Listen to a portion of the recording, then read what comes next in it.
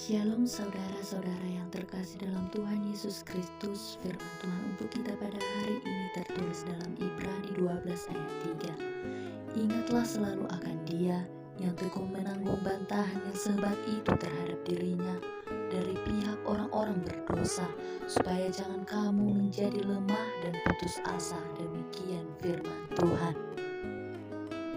Saudara-saudara yang terkasih dalam Kristus Yesus, semua orang pasti pernah mengalami kegagalan di sepanjang hidupnya. Bukan sekali atau dua kali, tapi mungkin berkali-kali. Ada kalimat bijak yang mengatakan, kegagalan adalah keberhasilan yang tertunda. Siapapun dari kita pasti tidak mau mengalami kegagalan dalam hidupnya. Baik itu gagal dalam studi, karir, dan rumah tangga. Kegagalan ibarat hantu yang sangat menakutkan untuk semua orang, sehingga berbagai upaya dilakukan untuk menghindari dan menjauhinya. Di balik satu kisah sukses biasanya terdapat 1000 kisah kegagalan. Orang mungkin melihat bagaimana suksesnya seseorang, tapi lupa bagaimana orang itu jatuh bangun dan mengalami kegagalan berkali-kali sebelum akhirnya bisa mencapai kesuksesan. Hari ini mungkin akan mendung dan rumah sangat gelap jika tidak ada lampu. Dan lampu tidak akan kita nikmati jika Thomas Alva Edison berkepribadian mudah menyerah. Thomas Alva Edison memang berhasil menemukan sebuah lampu. Itu sebuah keberhasilan yang sangat luar biasa. Namun, kita lihat berapa banyak hari-hari yang ia habiskan. Tidak kurang dari 2000 pencobaan gagal dialaminya. Namun, itu tidak membuatnya patah semangat, menjadi lemah atau putus asa kehilangan harapan. Thomas Alva Edison berkata, dia tidak pernah merasa gagal. Sesuatu yang dianggap orang sebagai kegagalan itu bagi Edison adalah sebuah proses menuju keberhasilan. Pada akhirnya, 2000 langkah proses itu pun menjadi sebuah karyanya yang bisa kita nikmati sampai sekarang. Dari kisah Edison, kita melihat bahwa seseorang yang berhasil itu bukanlah manusia yang sempurna yang tidak pernah gagal.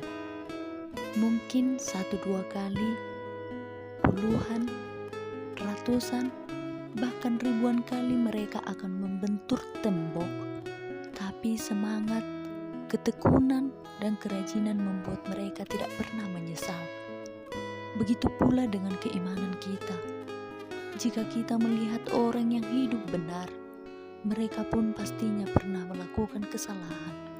Tetapi mereka mau belajar dari kesalahan dan tidak mengulanginya lagi. Amsal 24 ayat 16 dikatakan, sebab 7 kali orang benar jatuh, namun ia bangun kembali, tetapi orang fasik akan roboh dalam bencana. Paulus juga mengatakan hal yang sama.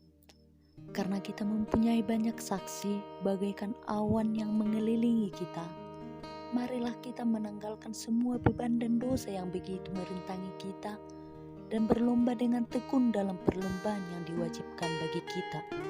Saudara-saudara yang terkasih dalam Kristus Yesus, kita hidup di tengah banyak orang yang akan selalu memperhatikan hidup kita. Maka kita wajib meninggalkan beban dan dosa yang merintangi kita, terus dengan tekun berusaha untuk hidup lebih baik lagi. Caranya tidak lain adalah melakukannya dengan mata yang tertuju pada Yesus.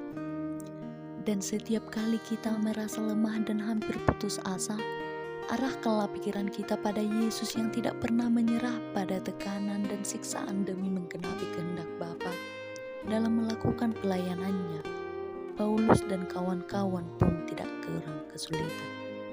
Mereka pun mengalami berbagai bentuk penolakan, penindasan, bahkan penganiayaan.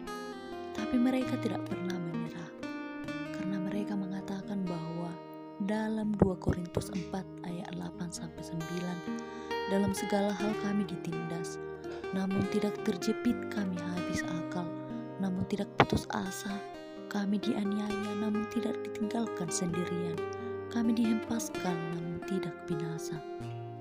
Dalam Ibrani 12 ayat 3, Paulus kembali mengulangi bahwa kuncinya adalah Kristus. Dalam Kristus selalu ada pengharapan. Manusia yang tidak luput dari kesalahan, dan setiap hari kita pun akan selalu berhadapan dengan berbagai godaan, dosa maupun kelalaian dan sebagainya. Yang penting, kita harus selalu mau belajar dari kesalahan dan terus bertekun dalam doa, mendalami firman Tuhan, dan tidak membiarkan berbagai kesalahan itu berlarut-larut, apalagi sampai menyerah pada dosa. Rencana manusia bisa gagal, tetapi rencana Tuhan tidak pernah gagal. Sebab dalam Alkitab Yesaya 55 ayat 8 dikatakan, sebab rancanganku bukanlah rancanganmu dan jalanmu bukanlah jalanku, demikianlah firman Tuhan. Kita harus percaya bahwa melalui kegagalan itu Tuhan sedang memberikan kita pelajaran dan pengalaman yang sangat berharga. Sebab setelah mengalami kegagalan, kita akan menjadi lebih bijaksana, berhati-hati, dan semakin siap untuk menjalani hidup ini. Dan dalam Alkitab dikatakan, percayalah kepada Tuhan dengan segenap hatimu, dan janganlah bersandar kepada pengertianmu sendiri. Janganlah engkau menganggap dirimu sendiri bijak. Amin.